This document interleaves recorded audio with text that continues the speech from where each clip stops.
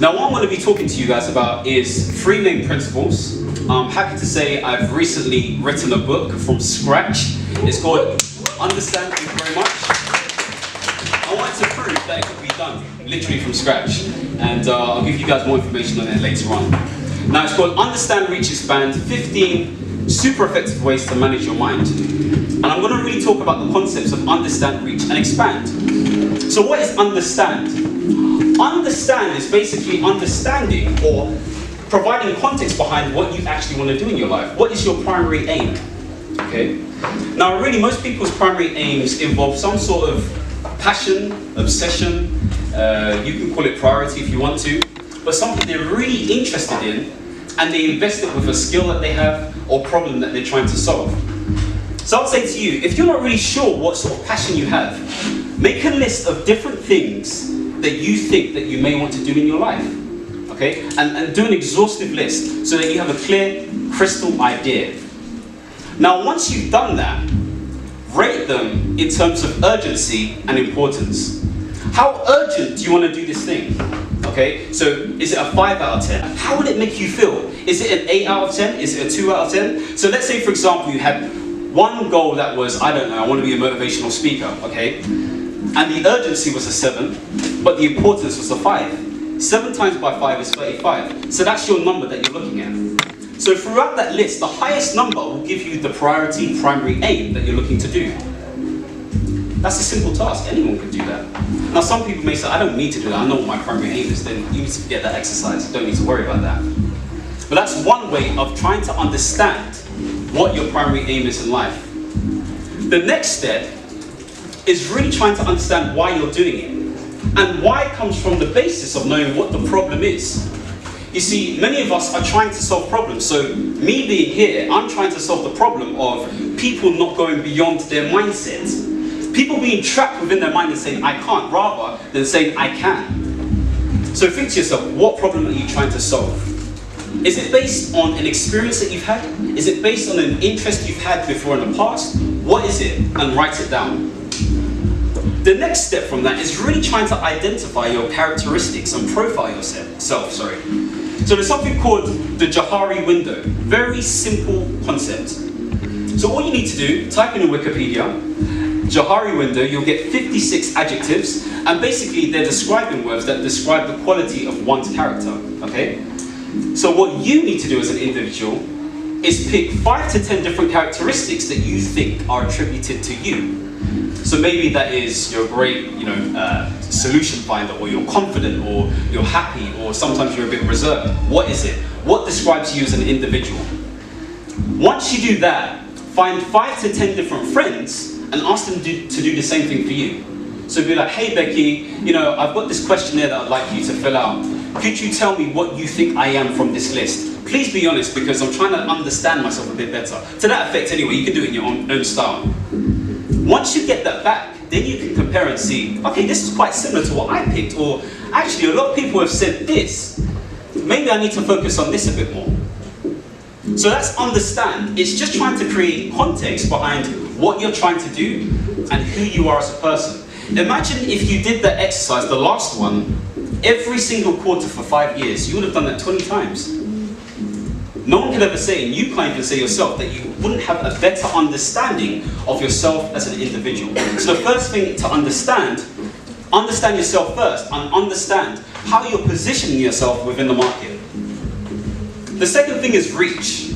So basically reach is trying to turn the invisible into the visible, okay?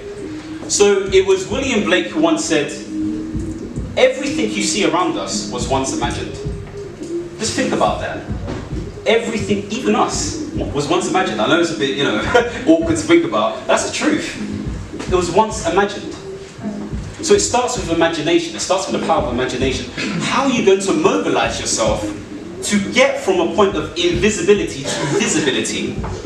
What I do personally is I created a vision board. I created a digital vision board that I look at every single day. And I remember the first time I did it, I smiled. I had some fat grin on my face because I thought to myself, I'm going to get there. I'm going to get to this point because I believe in it. It starts with belief and faith.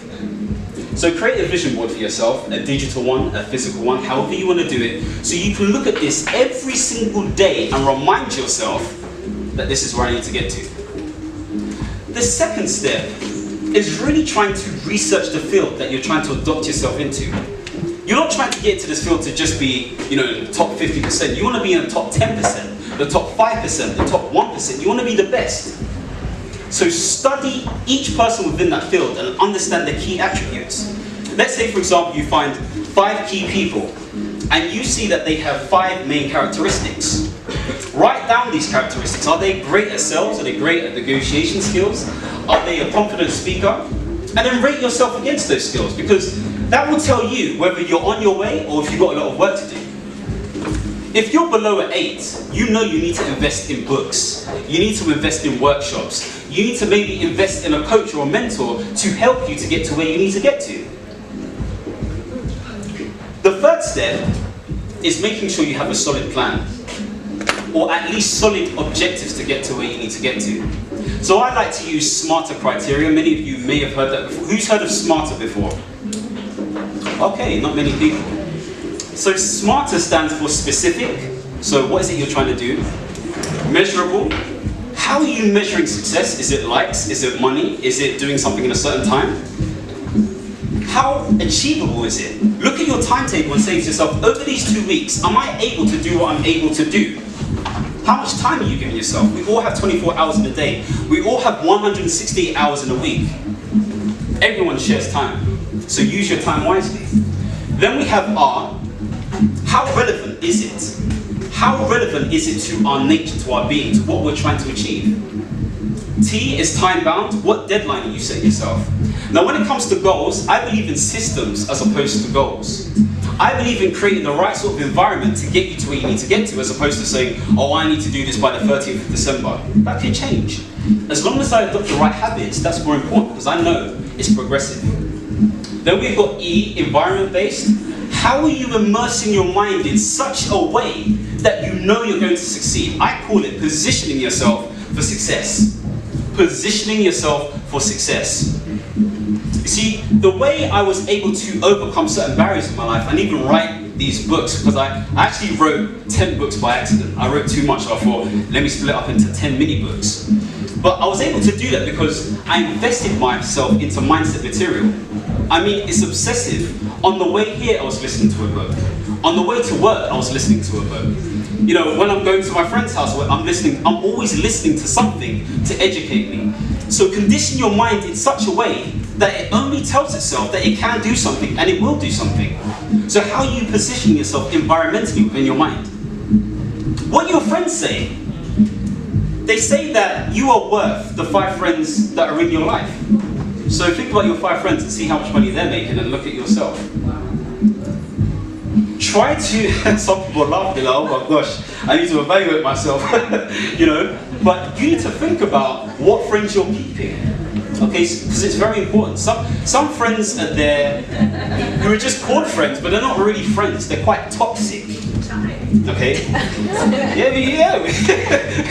Somebody knows what I'm talking about. We've got company in the house, Some people are toxic, but there's some friends who are there, and maybe we don't give enough attention to. So what friends do you have in your life that are really supplementing you and pushing you to the next step, who are challenging you, who are making sure that you succeed? Do you have a coach in your life? Do you have a mentor in your life? Do you have these people who allow you to give you the structure and systems to say, yes, I'm going to get to where I need to get to? So that's environment. And the last one is risks. How do you identify risks? What barriers are in the way? How are you overcoming those risks to get to the next step? So the fourth thing from reach is planning, and that's very simple. All that is a simple tick list. That's all it is. A simple tick list that you need to adopt to say, this is what I'm going to do from today to get me to my goal. So write down the logical steps as to what you need to do. And the last thing is expand. So this is the third part of the Understand, Reach, Expand series. So expand. Expand is basically networking and systemizing. So since we're here, networking and all that kind of jazz, I want to talk about networking. So the first thing you need to think about when you're thinking about networking is purpose, okay? People don't really associate purpose with networking, but effectively what that means is what you aligning yourself to so you can really talk about naturally. Does that make sense? You know, I walked around talking to different people and they all heard the same story from me. I work for the NHS as a commissioner, blah, blah, blah. I'm writing a book. Those people who I spoke to, raise your hand.